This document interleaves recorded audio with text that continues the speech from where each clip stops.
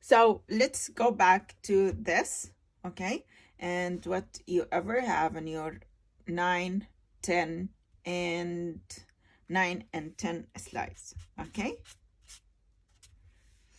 Again, we are talking about those numbers to make it easier for you to understand whatever is happening in this, okay?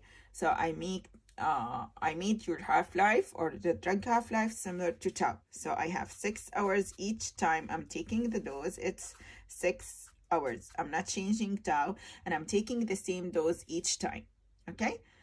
Why I use the same, the half-life the same as tau, to make it easier for you to do the measurement. So if you have, let's say 4 as maximum concentration here, or the initial, you will have here, which is 2, which is 4/2. If you have concentration here 6, 6/2 equals 3. If you have 7, 7/2 equals 3.5. So to make it easier for you to do the measurement, again, I will do some highlight here for the concentration.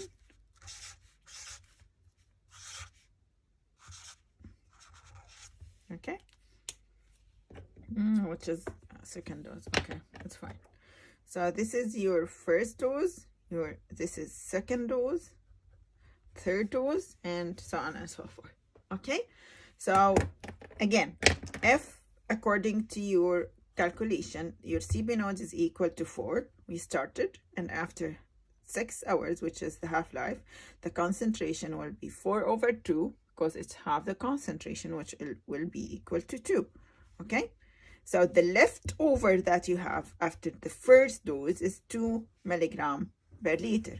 That's why when you determine the initial concentration for, let's say, n equal 1, n equal 2, and n equal 3, it will be whatever that you have according to the calculation plus 2, which is the leftover remaining. Okay, concentration after the first dose. Okay, so accordingly this will be 6. After 6 hours will be 6/2, which will be 3 milligram per liter. Okay, so for your third dose, the initial concentration will be 4 plus whatever leftover remaining concentration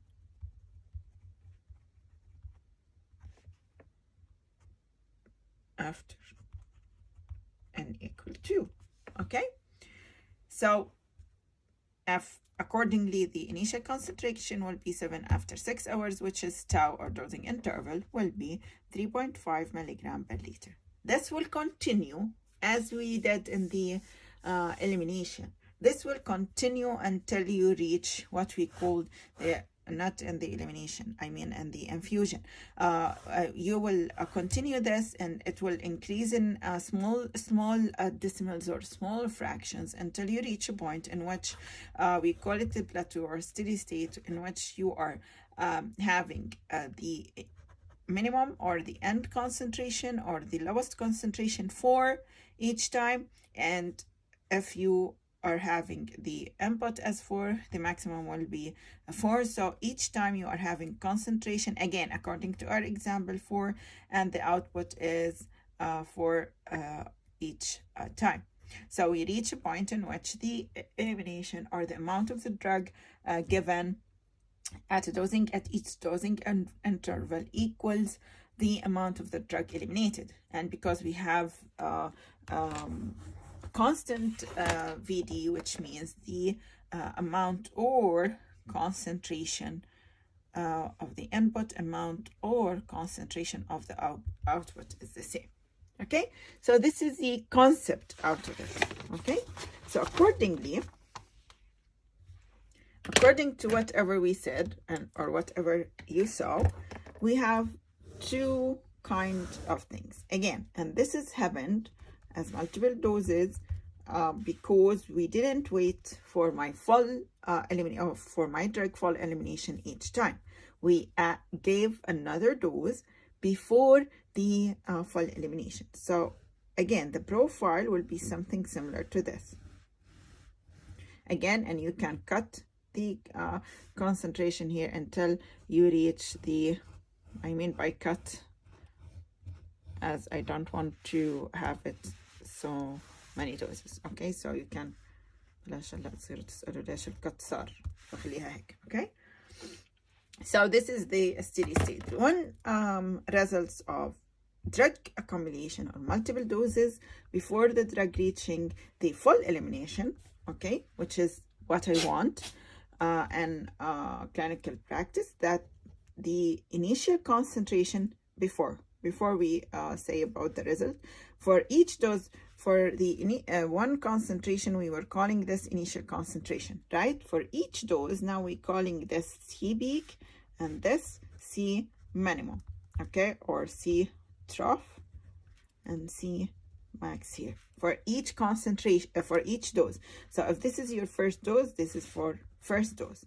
If this is your second dose, this is C peak of your second dose, and this is C trough for your second dose. Okay, why? Because this is the maximum concentration that you can reach for this dose, and this is the minimum concentration that you can reach for this dose. Okay, and again, the number of doses, we call it n. Okay, so this is n equal 1, this is n equal 2, and so on and so forth.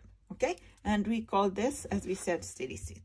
So as a result of the accumulation of the drug, as we said, each concentration or each peak concentration of each dose accordingly is what? Increasing.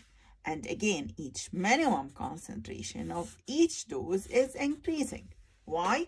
Again, because we didn't wait until 100% of my drug to be eliminated. Okay?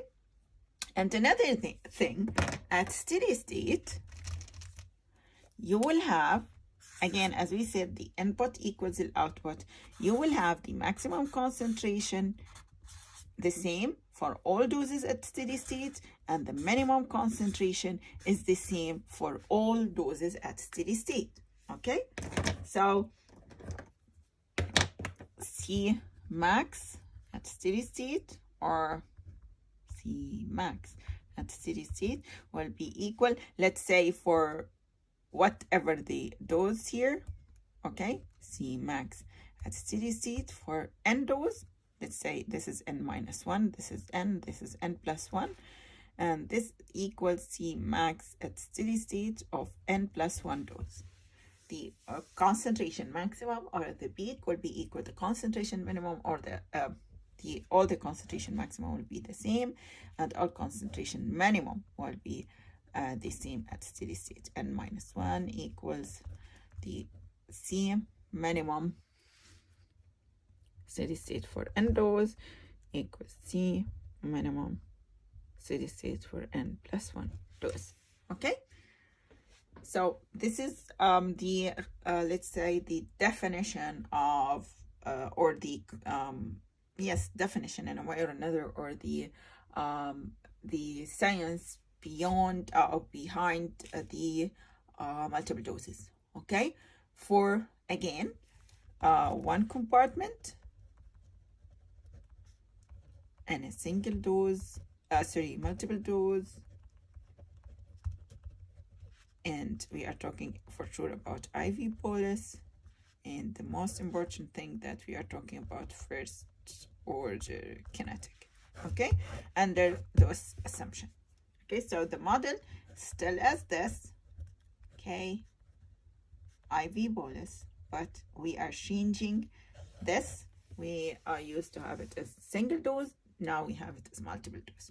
Okay, so after that we need to have a model equation. Okay, before having the model equation, you have on a slide number 14 something that we call it superposition principle,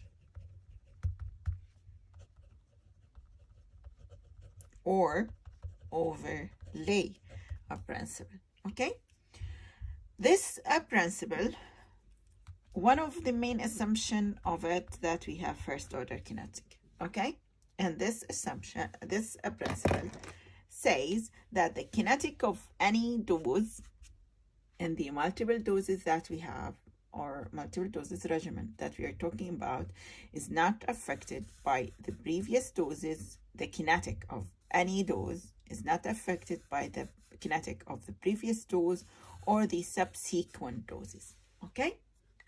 This is the superposition principle. Again, it assumes that, for example, let's say this dose, okay?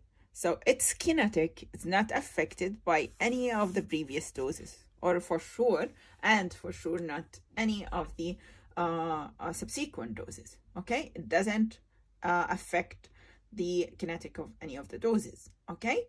Which means we use this for our own privilege, or for our own benefit, that we can use the kinetic that we know of single dose of IV bolus to predict because the kinetic is not changing, right? But we need to take into consideration that we are talking about multiple doses rather than a single dose.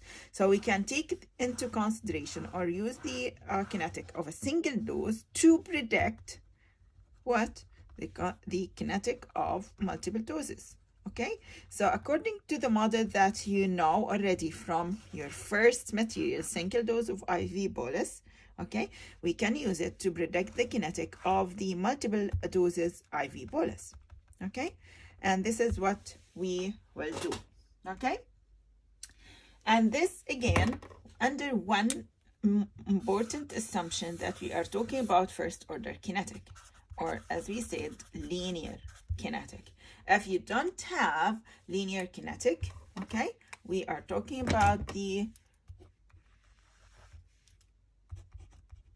non-linear kinetic, then this won't apply, and this is not valid, and superposition principle is not valid anymore. Again, for non-linear kinetic, that we will talk about it inshallah إذا ربنا يسر by as the last chapter in this course, for nonlinear kinetic, and you know some details or some examples about nonlinear kinetic, such as active transport, such as metabolism having transporter.